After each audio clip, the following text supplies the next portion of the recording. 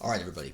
So we're going to go through a quick basic tutorial on how to do a walkthrough in Revit. So if we head up into our main screen here, I just have a quick structure that I put together. You can use this as well. I'll have it for you that you can utilize if you would like. So we're going to go over to View. We're going to go to 3D View and Walkthrough. Okay, so now this will open up dialog screen on the left hand side. We'll talk about all of these things in just a second. Now you should have a crosshair as your cursor. So what you're going to do is whatever level you're on, and it's possible for you to do levels that will offset. So for instance, you can like go upstairs, anything like that. But for our case in point, for just beginners, I think it's best to try and do this just level by level and work from there. So if I want to start my walkthrough, I'm going to pick a point where I'd like to begin, right? So imagine that you yourself are going to walk around your structure. Okay, pick a point to start.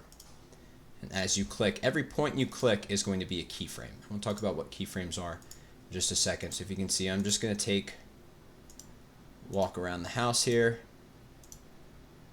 And then I'm going to start kind of looking through here at the entire house itself, and then we're gonna end right there. Okay, so now that I've placed all of my points, okay, I'm gonna go up to finish walkthrough. Okay, and now you can see a couple different things. We'll talk about those in just a second as well. And I'm gonna go to edit walkthrough up in the top corner here. All right, so now when we get to this point, change your frame to frame 1. Okay, that means that you're going back to the beginning of your walkthrough. Okay, so there's a couple things to talk about here. First and foremost, on frame 1, that is going to be that first keyframe that we make.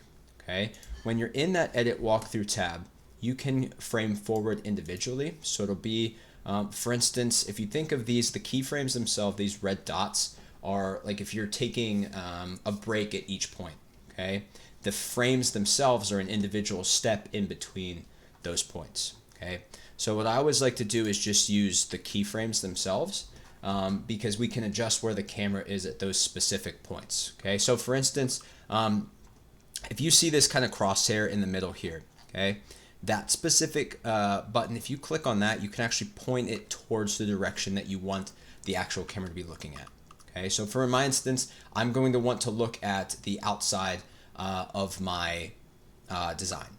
Okay, so I want to look kind of on the outskirts of it. All right.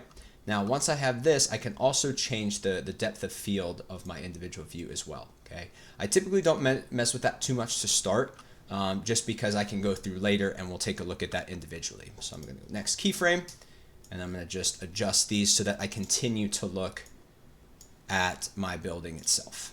Okay, again, I don't necessarily want to be looking too much on the outside as of right now. Okay, there can be a point where you want to do that. That's fine. Maybe that next one, I'll just leave kind of looking more so at the corner of the property. And I'll just keep going through here. Now, I'm not going to worry about going inside just yet, okay?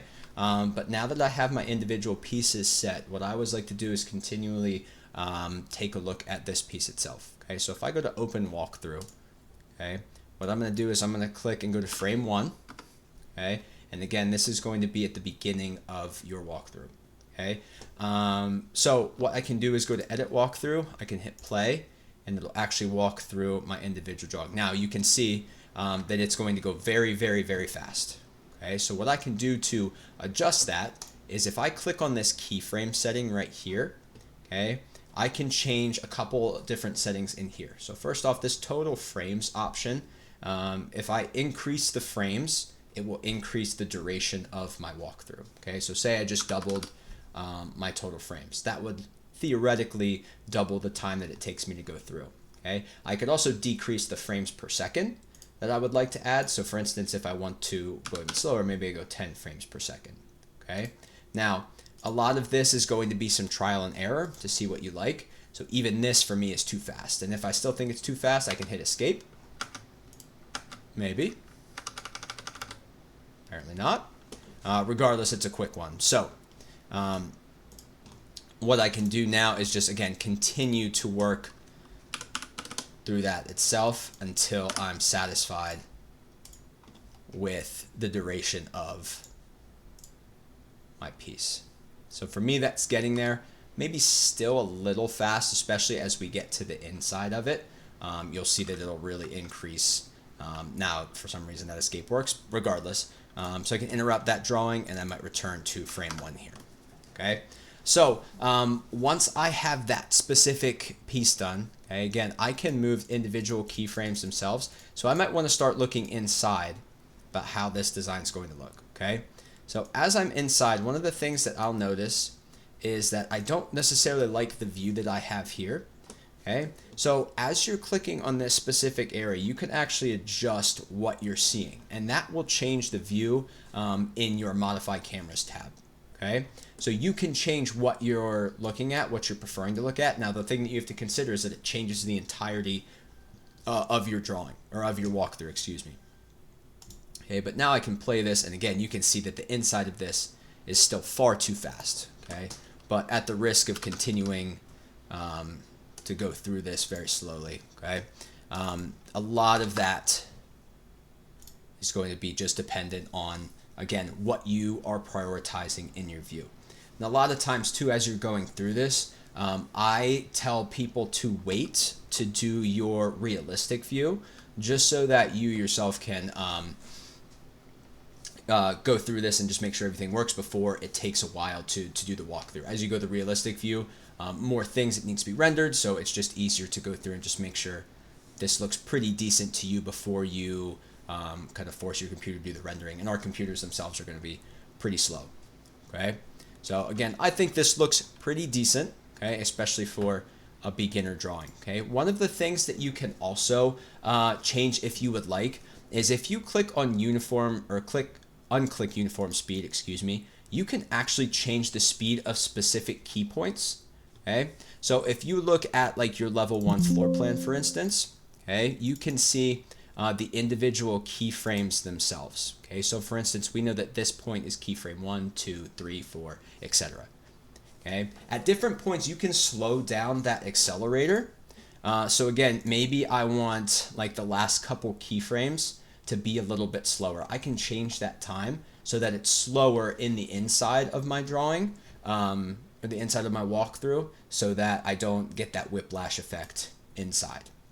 Okay, so what I did is in that same edit walkthrough tab, I changed the last couple to like half acceleration. Okay, so you can see the speed per second actually decreased quite a bit. So let's go ahead and go to that individual keyframe, and we're going to see if that worked here by going back into my walkthrough, and then I'm going to see if I can slow that down quite a bit. And as you can see, that's definitely much slower than it was previously, and I think that works really well. It's just a pain if you have a bunch of keyframes, but that's all it is. Okay, that's essentially it for a beginning walkthrough.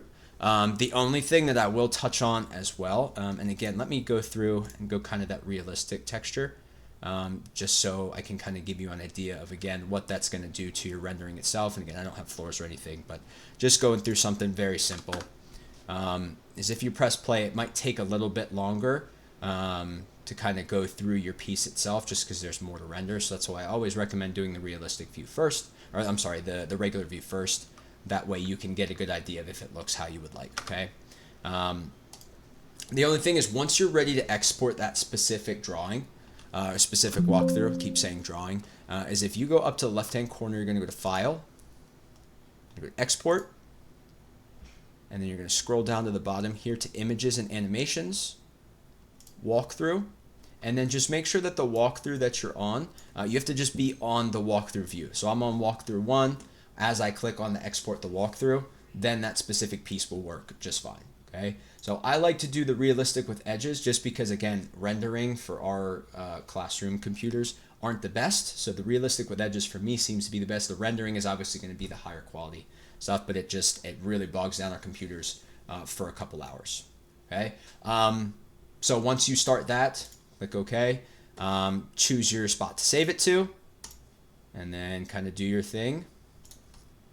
and just let it go through. So you can see kind of at the bottom left-hand corner here, it'll give you the percentage. So even something small like this has a ton of frames to go to. So you can see it's only on frame 25 of 2000. So it's going to take quite a while to get to that point. So now you just kind of sit back, relax, and wait it out. If you have any questions, I'd be happy to give you a hand, but that's kind of the short and sweet of it. So let me know how I can help.